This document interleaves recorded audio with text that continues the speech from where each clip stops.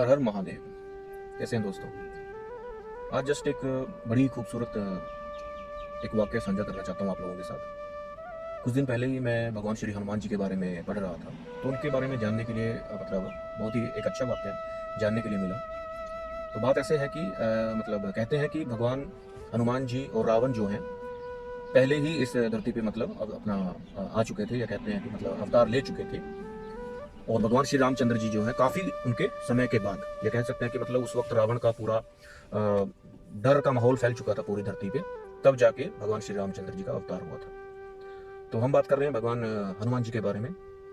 जब हनुमान जी पैदा हुए, हमें वो स्टोरी पता ही है कि बचपन में उन्होंने सूर्य देव को आम का फल समझ करके खाने के लिए दौड़ पड़े थे, और जिसको गुस्सा होकर के इंद्रदेव जी ने अपने वज्र से उन पे प्रहार किया था, जिसकी वजह से वो मूर्छित हो गए थे। और बाद में पवन देव जी ने गुस्सा होकर के अपना पवन का वेग रोक दिया, जिसे मनाने के लिए सभी देवता दौड़ पड़े। और बाद में सभी देवताओं ने अलग अलग तरीके के वरदान जो है भगवान श्री हनुमान जी को दिए। लेकिन साथ के साथ उन्होंने एक ये भी उनको मतलब एक वरदान दे दिया, या कह सकते हैं कि उन्हें एक कमी रख दी उनकी शक्तियों में, कि वो अपनी शक्तियाँ फिलहाल भूल जाएंगे, और जब समय आएगा तब उन्हें वो शक्तियाँ याद आ जाएंगी, या कह लो कि उन्हें वरदान जो है अपने याद आ जाएंगे। तो ये सारी चीज़ें, ये सारी शक्तियाँ, सारे सिद्धियाँ ऑलरेडी रावण ने धारण कर ली थी। ये कह ले कि रावण ने अपनी तपस्या से, अपने मेहनत से ये सारे वरदान, ये सारी शक्तियाँ, सारी सिद्धियाँ प्राप्त कर ली थी। लेकिन फ़र्क क्या था रावण में और हनुमान जी में? रावण में एक तरीके का एक घमंड पैदा हो गया था। वो सोचने लग गए थे कि मतलब एक राक्षस जात में होने के बावजूद भी उनमें उन्होंने इतनी सिद्धियां, इतने वरदान या इतनी शक्ति प्राप्त कर ली थी, जिसके बेस पे उन्हें घमंड हो। तो कहने का भाव ये है कि शक्ति के प्रदर्शन में या जोर में भगवान श्री हनुमान जी और रावण ऑलमोस्ट एक जैसे ही थे। लेकिन जब देवताओं ने देखा कि भाई धरती पर ऑलरेडी एक रावण है, और जिसने पूरी धरती पे मतलब बड़ा ही हाहाकार मचा के रखा हुआ है, तो देवता नहीं चाहते थे कि एक दूसरा रावण पैदा हो जाए। ठीक है ना? तो इसीलिए देवताओं ने ये सोच समझ के ही ये डिसीजन लिया था कि उनको जितनी भी उनकी शक्तियां, सिद्धियां जितनी भी प्राप्त हुई हैं, वो उन्हें टाइम बीइंग के लिए भुला दें। कि मतलब हनुमान जी जो भी उनकी शक्तियां वो भूल जाएं, और जब उन्हें ज़रूरत पड़ेगी या जब समय आएगा, सही समय आएगा, तभी वे उन्हें याद कर पाएंगे, या तभी उन्हें वो इस्तेमाल कर पाएंगे। तो कहने का भाव यही है दोस्तों कि इतना ज्ञान, इतनी शक्तियां या इतनी सिद्धियां होने के बावजूद एक तरफ जैसे रावण था, तो रावण अगर घमंड नहीं करता अपनी शक्तियों का, अपनी सिद्धियों का, तो शायद रावण का ये हाल नहीं होता।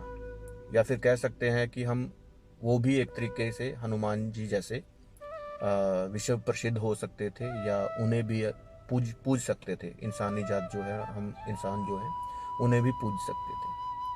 तो ये बड़ी ही सोच समझ के मतलब डिसीजन लिया गया था उस वक्त देवताओं में, क्योंकि देवता समझ चुके थे कि एक रावण ऑलरेडी है इस दुनिया में, इस धरती पर, और हम नहीं चाहते कि दूसरा रावण पैदा हो, या दूसरा एक और रावण बन जाए, या किसी दूसरे जाति को या किसी दूसरे इंसान को घमंड हो जाए अपनी शक्तियों का, तो उसे रोक पाना फिर बहुत मुश्किल हो जाएगा। तो ये बड़ी ही विचित्र बात लगी मुझे, और बड़ा ही खूबसूरत ये चीज़ जानने को मिली। और आज भी हम जितना भी जानते हैं हनुमान जी के बारे में, हमेशा यही जानने को मिलता है हमें, वो कि मतलब उनका नेचर जो है बड़ा ही कोमल नेचर है। उन्हें मतलब किसी भी तरीके का घमंड नहीं है। वो अपने भक्तों से बहुत प्यार करते हैं, और इतना कुछ होने के बावजूद भी, इतना शक्ति, इतना बल, इतनी सिद्धियां, इतना ज्ञान होने के बावजूद भी उन्हें तनिक भर भी, 1% भी उन्हें घमंड नहीं है। और वो हमेशा जो है श्री रामचंद्र जी के भक्ति में लीन रहते हैं।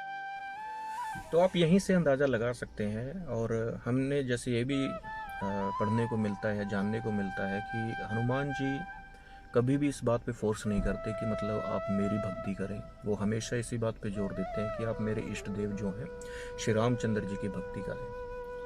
और उन्होंने हमेशा इस बात पे जोर दिया है कि निस्वार्थ भक्ति। अभी निस्वार्थ भक्ति का मतलब ये है, देखिए हम मानते हैं कि आज के वक्त में हमारे पास इतना टाइम नहीं होता है कि मतलब हम प्रॉपर पूजा पाठ करें, अगरबत्ती या दिया वगैरह लगाएं। देखिए जो कर सकते हैं वो बहुत अच्छी बात है, हमेशा करना भी चाहिए। उससे एक पॉजिटिव इफ़ेक्ट पड़ता है हमारी बॉडी पर, हमारे एनवायरनमेंट पर, हमारे घर में एक पॉजिटिव एनर्जी बनी रहती है, जिसका बहुत ही अच्छा प्रभाव पड़ता है। लेकिन मैं ये बात जो है उनके लिए कहना चाहता हूँ, ये मेरा पर्सनल एक्सपीरियंस भी है कि मतलब अगर पूरे दिन में 24 घंटे में अगर आपके पास 1 मिनट भी आपको टाइम मिलता है भक्ति करने का या भगवान का नाम जाप करने का, तो वो 1 मिनट भी आपका निस्वार्थ होना चाहिए।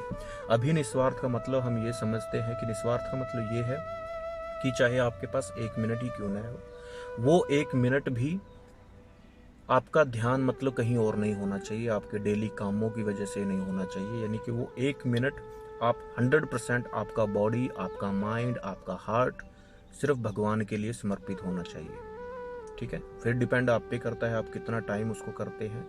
दिन में 1 बार, 2 बार, 5 बार, 10 बार, जितना भी है, चाहे 1 मिनट ही क्यों ना करें, लेकिन वो मिनट जो है या वो समय जो है वो 100% सिर्फ भगवान को समर्पित होना चाहिए।